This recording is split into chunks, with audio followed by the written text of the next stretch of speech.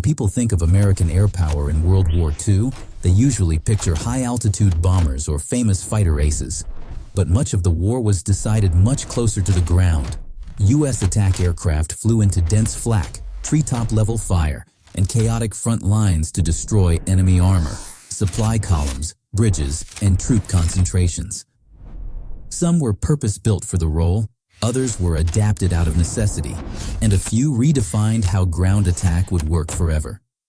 This video catalogs every U.S. attack aircraft actually used during World War II in strict historical order, explaining not just what they were, but why they mattered, and why many disappeared as the war evolved. As you watch, consider this. Which of these aircraft do you think truly changed how modern close air support works?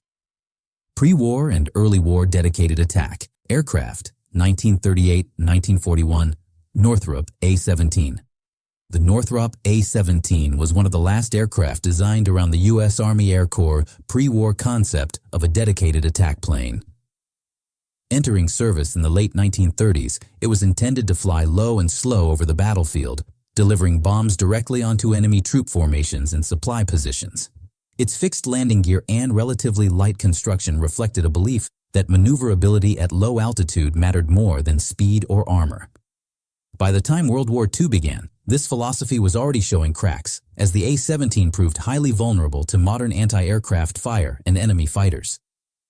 Northrop A-17A. The A-17A was an improved version featuring retractable landing gear, slightly better speed, and refined aerodynamics. While these changes improved performance on paper, they did not fundamentally solve the aircraft's core weakness: survivability. As combat experience in Europe showed that low-level attack aircraft needed armor, self-sealing fuel tanks, and heavier defensive armament, the A-17A was quietly phased out of frontline consideration. Most examples were relegated to training or exported before seeing meaningful combat under U.S. control. Douglas A-18 Bolo. The Douglas A-18 Bolo represented an early attempt to adapt an existing bomber airframe into an attack role. Based on the B-18 bomber, it was intended to carry a heavier bomb load and operate with greater range than single-engine attack aircraft. However, its size and lack of speed made it ill-suited for low-altitude operations, while its bomb load was unimpressive compared to true medium bombers. By 1941, the A-18 was already obsolete, illustrating how quickly pre-war attack concepts were overtaken by the realities of modern high-intensity air warfare. Light attack and low-level strike aircraft, 1941-1943, Douglas A-20. Havoc. The Douglas A-20 Havoc became one of the most versatile American attack aircraft of the early war period. Designed as a light bomber, it excelled at low-level strike missions where speed and concentrated firepower mattered more than altitude. Later attack. Variants featured heavy forward-firing machine guns, allowing the A-20 to strafe airfields, transport columns, and fortified positions with devastating effect. Its ability to absorb damage and still return to base made it a favorite among crews, particularly in the Pacific and European theaters. Douglas A-24 Banshee. The A-24 Banshee was the U.S. Army Air Force's land-based version of the Navy's SBD Dauntless dive bomber. On paper, it offered precision attack capability against point targets such as bridges and fortified positions. In practice, its lack of self-sealing fuel tanks and limited defensive armament proved fatal in contested airspace. Early losses in the Pacific forced the Army to withdraw the A-24 from frontline service, highlighting how naval aircraft could not always be directly adapted to land warfare without modification. Vultee A-31 Vengeance. The Vultee A-31 Vengeance was a dedicated dive bomber originally intended to deliver highly accurate attacks against ground targets. While it performed adequately in testing, its narrow mission focus limited its usefulness as the war evolved. The aircraft lacked the flexibility to transition into strafing or fighter bomber roles, and its performance suffered compared to newer designs. As American air doctrine shifted toward multi-role aircraft, the A-31 was phased out, serving mainly in training and secondary roles rather than sustained combat operations.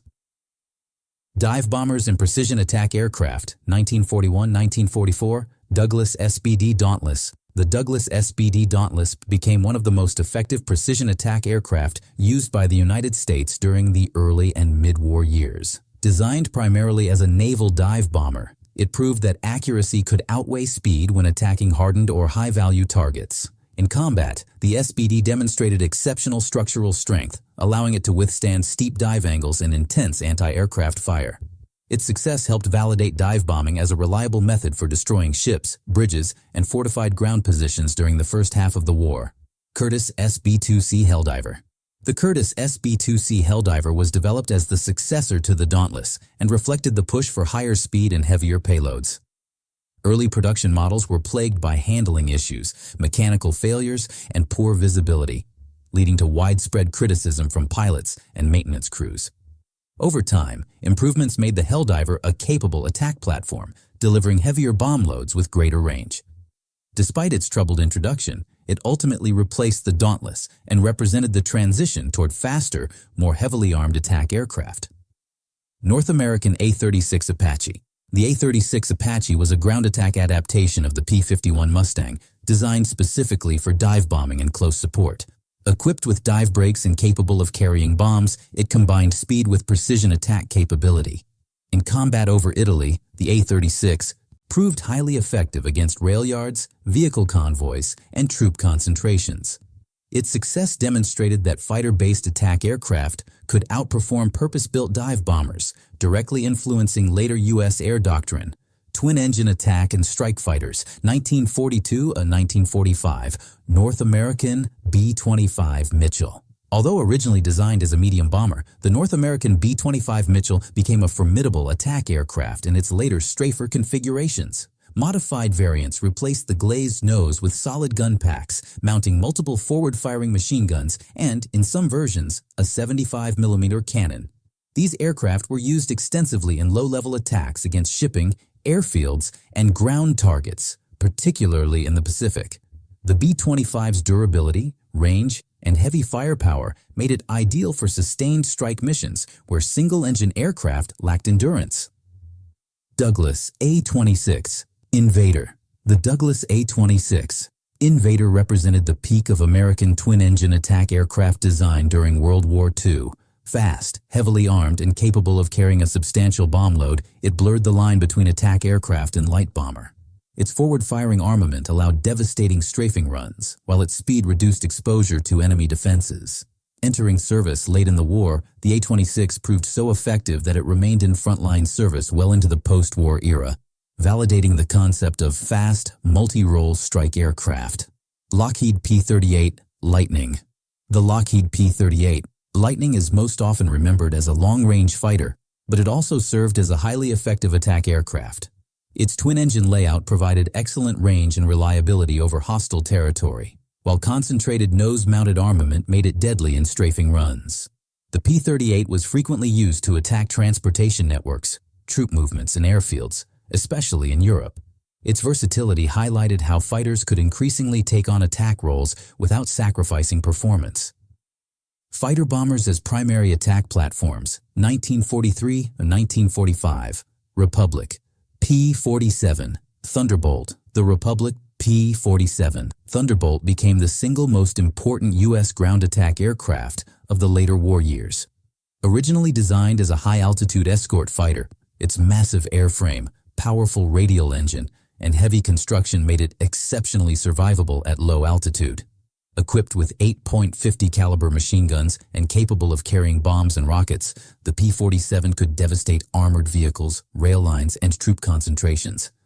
Its ability to absorb damage and still return to base made it ideally suited for close air support during the Allied advance across Europe. North American P-51 Mustang. While best known for long-range escort missions, the P-51 Mustang also evolved into a highly effective fighter bomber. As air superiority was secured, Mustangs were increasingly used to strike ground targets deep behind enemy lines. Carrying bombs or rockets, the P-51 attacked supply depots, bridges, and transportation hubs with speed and precision. Its long range allowed sustained pressure on enemy logistics, proving that air superiority fighters could transition seamlessly into attack roles once control of the skies was achieved. Curtiss P-40 Warhawk. The Curtiss P-40 Warhawk served as a ground attack aircraft throughout much of the war, particularly in secondary theaters. Though outclassed as a pure fighter by later designs, it was rugged, reliable, and well-suited for low-level operations. Armed with heavy machine guns and capable of carrying bombs, the P-40 was used extensively for close support, strafing, and interdiction missions. Its continued use underscored how older fighters remained valuable in attack roles even as frontline air combat evolved. Late war specialized in experimental attack aircraft, 1944-1945, WWII XA-41. The WWII XA-41 was conceived as a purpose-built ground attack aircraft intended to outperform fighter bombers in survivability and payload. Designed around a powerful radial engine, it emphasized armor protection, long loiter time over the battlefield, and the ability to carry heavy bomb loads. By the time it flew, however, the U.S. Army Air Forces had already concluded that fast fighter bombers were more flexible and cost-effective. As a result, the XA-41 never progressed beyond prototype status, becoming a casualty of shifting doctrine rather than technical failure. Beechcraft XA-38 Grizzly. The Beechcraft XA-38 Grizzly represented one of the most ambitious American attack aircraft designs of the war. It was built specifically to destroy armored vehicles and hardened ground targets, featuring a powerful nose-mounted 75mm cannon and heavy machine guns. Twin engines provided range and redundancy, while the airframe was optimized for low-level attack.